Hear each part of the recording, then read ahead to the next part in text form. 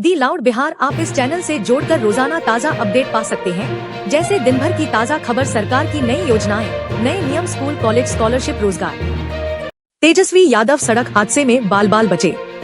बिहार की राजनीति में उस समय सनसनी फैल गई जब राष्ट्रीय जनता दल आरजेडी नेता और पूर्व उप मुख्यमंत्री तेजस्वी यादव एक सड़क हादसे में बाल बाल बच गए।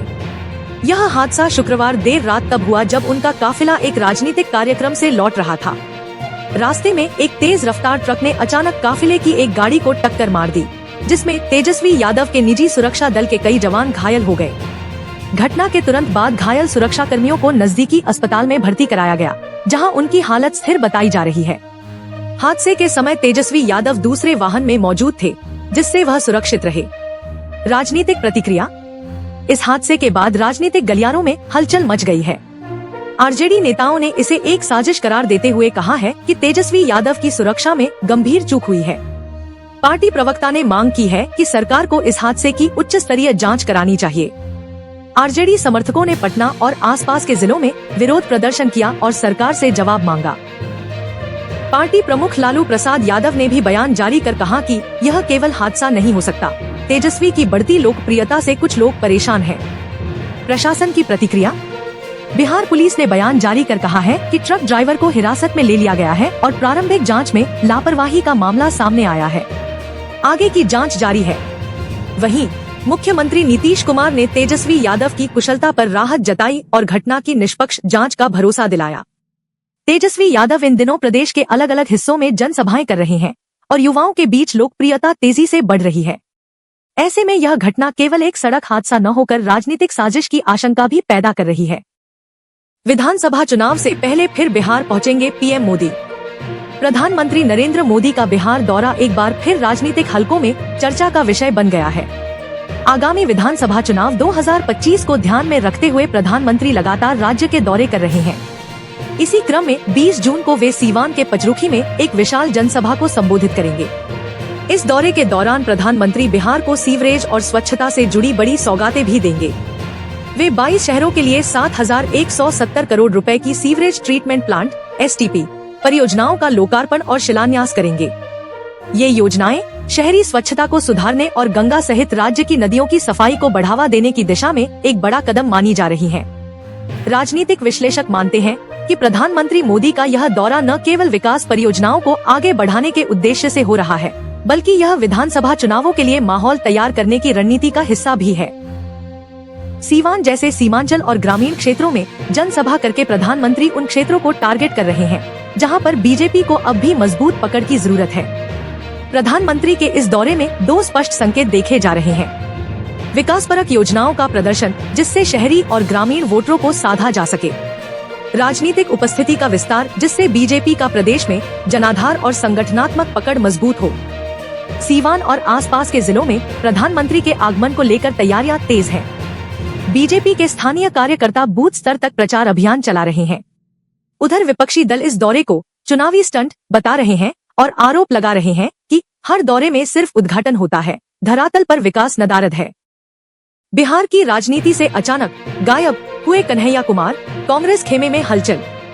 कभी बिहार की युवा राजनीति का तेजतर्रार चेहरा माने जाने वाले कांग्रेस नेता कन्हैया कुमार की राजनीतिक सक्रियता में आई अचानक गिरावट अब चर्चा का विषय बन चुकी है। लोकसभा चुनाव 2024 में हार के बाद से ही कन्हैया कुमार न तो किसी बड़े मंच पर दिखाई दिए हैं और न ही राज्य या राष्ट्रीय स्तर पर कोई उल्लेखनीय राजनीतिक गतिविधि में उनकी भागीदारी रही है। चुनावी हार के बाद से सन्नाटा। 2024 के लोकसभा चुनाव में कांग्रेस द्वारा उन्हें उत्तर बिहार से टिकट देने के बावजूद मिली करारी हार के बाद कन्हैया कुमार ने न तो कोई सार्वजनिक प्रेस वार्ता की और न ही किसी संगठनात्मक बैठक में खास भूमिका निभाई। इससे यह कयास तेज हो गए हैं कि पार्टी में उनकी राजनीतिक स्थिति कमजोर हुई है। राजनीतिक विश्लेषकों और कांग्रेस कार्यकर्ताओं के बीच यह सवाल लगातार उठ रहा है कि कन्हैया कुमार पार्टी के अंदर किन कारणों से साइडलाइन हो गए हैं। क्या यह रणनीतिक चुप्पी है या पार्टी में अंदरूनी मतभेद का नतीजा? कुछ जानकारों का मानना है कि कांग्रेस का मौजूदा नेतृत्व अब उन्हें बिहार के बजाय राष्ट्रीय मुद्दों और मीडिया प्रचार तक सीमित रखना चाहता है, जबकि दूसरे सूत्रों के अनुसार पार्टी के भीतर पुराने नेताओं से उनका टकराव भी इसकी एक वजह हो सकती है। छात्र राजनीति से लेकर संसद तक का सफर। जेएनयू छात्र संघ अध्यक्ष के रूप में चर्चित हुए कन्हैया कुमार ने वामपंथी राजनीति से शुरुआत कर कांग्रेस में बड़ा दांव खेला था। 2019 में बेगूसराय से बीजेपी के गिरिराज सिंह के खिलाफ चुनाव हारने के बावजूद उन्होंने युवा और प्रगतिशील चेहरा बनकर कांग्रेस में प्रवेश किया, लेकिन 2024 के बाद से उनकी राजनीतिक ऊर्जा थमती नजर आ रही है। पार्टी की चुप्पी भी रहस्यमयी। कांग्रेस आलाकमान ने अब तक कन्हैया की भूमिका या भविष्य को लेकर कोई स्पष्ट बयान नहीं दिया है। इससे कार्यकर्ताओं में भ्रम और असंतोष की स्थिति बनी हुई है, खासकर उन युवाओं में जो उन्हें अपना प्रतिनिधि मानते थे। कन्हैया कुमार की वर्तमान निष्क्रियता बिहार में कांग्रेस की संभावनाओं और युवा जुड़ाव के लिए एक चिंताजनक संकेत मानी जा रही है। आने वाले महीनों में यह देखना दिलचस्प होगा कि क्या वे फिर से सक्रिय राजनीति में लौटते हैं या पार्टी उन्हें सीमित भूमिका में बनाए रखती है। सीमांचल में एमीन की बढ़ती सक्रियता क्या 2025 के चुनाव में बनेगी गेम चेंजर? बिहार के सीमांचल क्षेत्र, जिसमें पूर्णिया, कटिहार, अररिया और किशनगंज जैसे जिले शामिल हैं, वहां ऑल इंडिया मजलिस-ए-इत्तेहादुल मुस्लिमीन एमीन की बढ़ती राजनीतिक सक्रियता ने सियासी हलकों में नई चर्चा छेड़ दी है। जहां एक और 2025 के विधानसभा चुनाव की तैयारियां तेज हो रही हैं, वहीं एमीन की मौजूदगी को कई विश्लेषक किंगमेकर या वोट कटवा नहीं बल्कि संभावित गेम चेंजर मानने लगे हैं। संगठनात्मक विस्तार और जनसंपर्क। एमीन प्रमुख असदुद्दीन ओवैसी की अगुवाई में पार्टी ने सीमांचल में बूथ स्तर तक संगठन खड़ा करना शुरू कर दिया है। पूर्णिया, किशनगंज और अररिया में हाल के महीनों में जनसभाओं, सदस्यता अभियानों और स्थानीय मुद्दों पर आंदोलन की झड़ी सी लग गई है। ओवैसी ने हाल ही में कहा, सीमांचल अब हाशिए पर नहीं रहेगा। हम उन लोगों की आवाज बनेंगे जिनकी दशकों से अनदेखी हुई है। मुस्लिम मतदाता और राजनीतिक ध्रुवीकरण। सीमांचल की कुल आबादी में मुस्लिमों की हिस्सेदारी 40 से 70% तक है। पारंपरिक तौर पर ये वोट राजद या कांग्रेस के पक्ष में जाते रहे हैं, लेकिन अब एमीन इस वोट बैंक को संगठित और भावनात्मक अपील के साथ अपनी ओर खींचने में जुटी है। विशेषज्ञों के अनुसार यदि एमीन 5-7 सीटों पर भी प्रभावी उपस्थिति दर्ज करा लेती है, तो वह राजद और कांग्रेस की संभावनाओं को बड़ा नुकसान पहुंचा सकती है। स्थानीय मुद्दों को केंद्र में रखा। एमीन ने अपने प्रचार में बाढ़, शिक्षा, स्वास्थ्य और बेरोजगारी जैसे जमीनी मुद्दों को प्राथमिकता दी है। साथ ही पार्टी सीमांचल को सामाजिक आर्थिक पिछड़ेपन का प्रतीक बताते हुए लगातार यह संदेश दे रही है कि मुख्यधारा की पार्टियां इस क्षेत्र को सिर्फ चुनावी मोहरे की तरह इस्तेमाल करती रही हैं। राजनीतिक समीकरणों में उलटफेर की संभावना। 2020 के विधानसभा चुनाव में एमीन ने किशनगंज और आसपास की सीटों पर प्रभावी प्रदर्शन किया था। हालांकि बाद में उनके 5 में से 4 विधायक टूटकर राजद में चले गए, लेकिन इस बार एमीन कद्दावर स्थानीय चेहरों को टिकट देने और संगठनात्मक अनुशासन पर जोर दे रही है। एमीन की सीमांचल में सक्रियता न केवल मुस्लिम वोटों के ध्रुवीकरण की दिशा तय करेगी, बल्कि यह 2025 के चुनाव में राजद कांग्रेस गठबंधन और एनडीए दोनों के लिए चुनौती बन सकती है। अब यह देखना दिलचस्प होगा कि क्या एमीन इस बार सीमांचल में अपनी पकड़ बनाए रख पाती है या फिर दोबारा वोट कटवा कहकर खारिज कर दी जाती है। सहरसा, मुंगेर और बेगूसराय में नई राजनीतिक लहर इंडियन पीपुल्स पार्टी (आईपीपी) की बढ़ती पकड़। बिहार की राजनीति में इन दिनों एक नई और स्थानीय रूप से उभरती राजनीतिक ताकत चर्चा में है। इंडियन पीपुल्स पार्टी (आईपीपी), जिसे आईपी गुप्ता के नेतृत्व में संचालित किया जा रहा है, ने सहरसा, मुंगेर और बेगूसराय जैसे जिलों में अपनी मौजूदगी और जन समर्थन दोनों को तेजी से मजबूत किया है।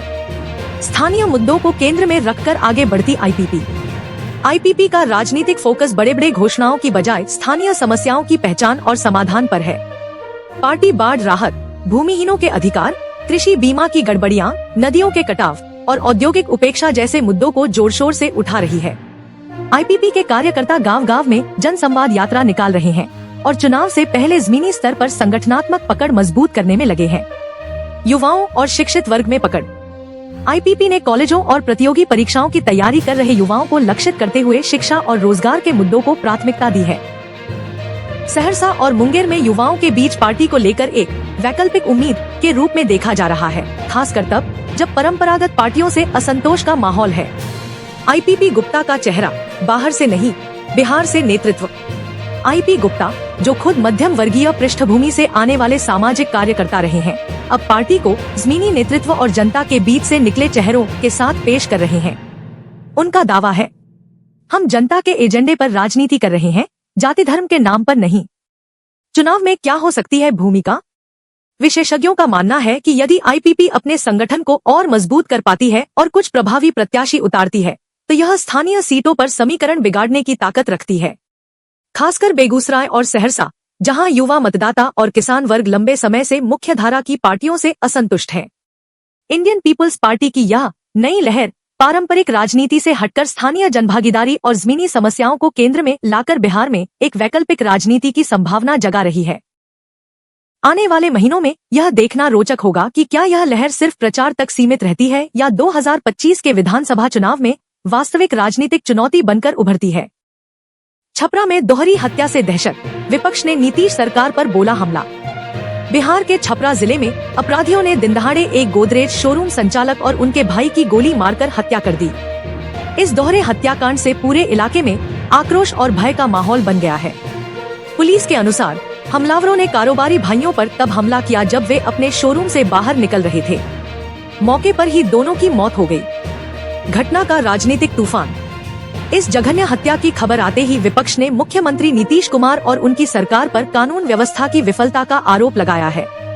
राष्ट्रीय जनता दल आरजेडी ने इस घटना को लेकर सख्त प्रतिक्रिया देते हुए कहा, बिहार में सुशासन नहीं, राक्षस राज चल रहा है। आम जनता, व्यापारी, युवा कोई सुरक्षित नहीं। आरजेडी प्रवक्ता ने दावा किया कि ये हत्या बिहार में बढ़ते अपराध और पुलिस की निष्क्रियता का नतीजा है। कांग्रेस और वामपंथी दलों ने भी राज्य में अपराधियों के बढ़ते मनोबल और नीतीश सरकार की मौन भूमिका की आलोचना की। प्रशासन की प्रतिक्रिया। छपरा एसपी ने बताया कि घटना की जांच के लिए एक विशेष टीम का गठन कर दिया गया है और सीसीटीवी फुटेज खंगाले जा रहे हैं। मुख्यमंत्री नीतीश कुमार ने हत्या पर दुख जताया और कहा कि अपराधियों को बख्शा नहीं जाएगा। हालांकि अब तक किसी की गिरफ्तारी नहीं हो सकी है। स्थानीय व्यापारियों में नाराजगी। इस घटना के बाद स्थानीय व्यापार मंडलों ने एक दिन का स्वैच्छिक बंद रखा और अपराधियों की गिरफ्तारी की मांग को लेकर प्रदर्शन किया। एक व्यापारी नेता ने कहा, सरकार सुरक्षा नहीं दे सकती तो हम अपना कारोबार कैसे चलाएं? हर दिन हत्या, लूट और फिरौती से व्यापारी परेशान है। छपरा की इस घटना ने न केवल बिहार की कानून व्यवस्था पर सवाल खड़े किए हैं, बल्कि 2025 के चुनाव से पहले विपक्ष को सरकार को घेरने का एक और मुद्दा दे दिया है। अगर ऐसी घटनाएं लगातार होती रहीं, तो नीतीश सरकार के सुशासन की छवि को गहरा धक्का लग सकता है। धन्यवाद हमारे साथ जुड़े रहने के लिए। अगर वीडियो पसंद आया हो तो लाइक करें, शेयर करें और सब्सक्राइब करना न भूलें।